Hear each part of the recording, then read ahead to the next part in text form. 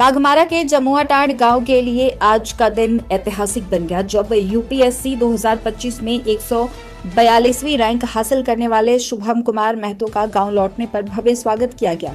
जैसे ही शुभम कुमार महतो अपने गांव पहुंचे, युवाओं और ग्रामीणों ने फूलों की बारिश, ढोल नगाड़ों और नारों के साथ उनका जोरदार स्वागत किया। पूरा गांव जश्न के माहौल में डूब गया और हर कोई इस उपलब्धि पर गौरव महसूस करता नजर आया।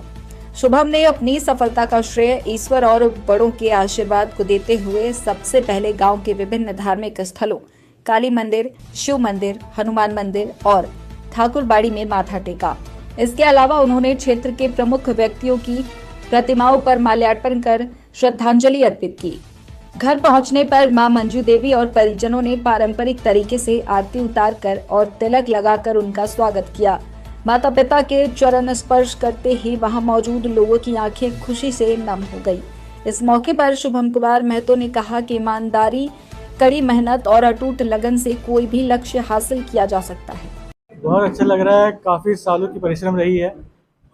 ये मेरा चौथा अटेम्प्ट था और तीसरी बार सिलेक्शन हुई थी और इन सब में पूरे फैमिली का सपोर्ट रहा है। मम्मी पापा का सपोर्ट रहा है, भैया का सपोर्ट रहा है, मेरे मामा का सपोर्ट रहा है। उन्होंने शुरू से मतलब एजुकेशन में उन्होंने मार्गदर्शन किया है।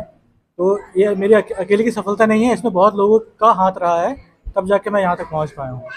देखिए, परेशानियाँ तो कई होती है, जैसे कि हमारा जो स्टेट झारखंड है वहाँ पे कई सारी सुविधाएं नहीं हैं।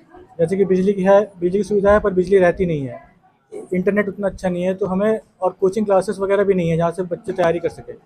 लेकिन आज के टाइम पे अगर कोई इंसान सोच लेता है कि उसे तैयारी करनी है तो उसे अपना बेस्ट देना चाहिए और जितने भी साधन हैं उनका अच्छे से इस्तेमाल करना चाहिए। देखिए, जब आप तैयारी करने में उतर जाते हैं तो आपके पास सिर्फ एक ही काम होता है, तैयारी करना। तो मुझे नहीं लगता कि आपको घंटे गिनना चाहिए। आपके पास जितना समय है आपको पढ़ना चाहिए, लेकिन आप फिर भी घंटे पूछेंगे तो 10 से 12 घंटे आपको पढ़ना पड़ेगा। मैं सबको ये कहना चाहूँगा कि ये एग्ज़ाम काफ़ी लंबा प्रोसेस है, तो अगर आपके शुरुआती दौर पे नहीं होते हैं तो निराशा नहीं होना है, प्रयास करते रहना है। जैसे कि मैं अपने पहले बार में IRMS मुझे मिला था, फिर मुझे IRS मिला था, लेकिन वो एक इच्छा होती है ना कि नहीं, मुझे जो मैंने सोच के इस एग्ज़ाम में उतरा था उसे हासिल करना है, तो वो एक इच्छा होनी चाहिए। तो आपको लगे रहना है, आप कभी ना कभी अच्छे मार्क्स पा के IAS ज़रूर बनेंगे।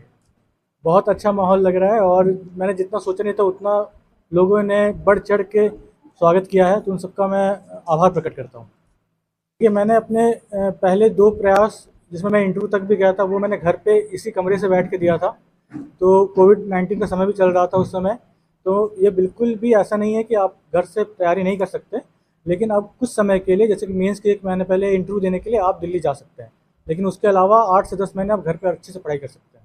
महसूस तो बहुत अच्छा हो रहा है। जिस गाँव वाला आज इतना स्वागत किया, हमको नहीं लग रहा था कि इतने में हो पाएगा, लेकिन बहुत ज़्यादा स्वागत हो गया है, तो बहुत अच्छा लग रहा है। इस मुकाम में पहुँचने बहुत अच्छा है, क्योंकि इस मुकाम में पहुँचना बहुत कठिन चीज़ है। ये बहुत कठिन परीक्षा है और सबसे इंडिया का सबसे बड़ा एग्ज़ाम है, इसलिए हमको बहुत अच्छा लग रहा है। आज मेरे को बहुत प्रसन्नता हो रहा है कि मेरे बच्चे ने अपने पढ़ाई को एक तपस्या की तरह किया है और बचपन से वो मेहनत करता रहा है, कभी भी हार नहीं माना है, और भगवान आज उसके तपस्या का फल ये दिया कि वो आज सफल हो गया है।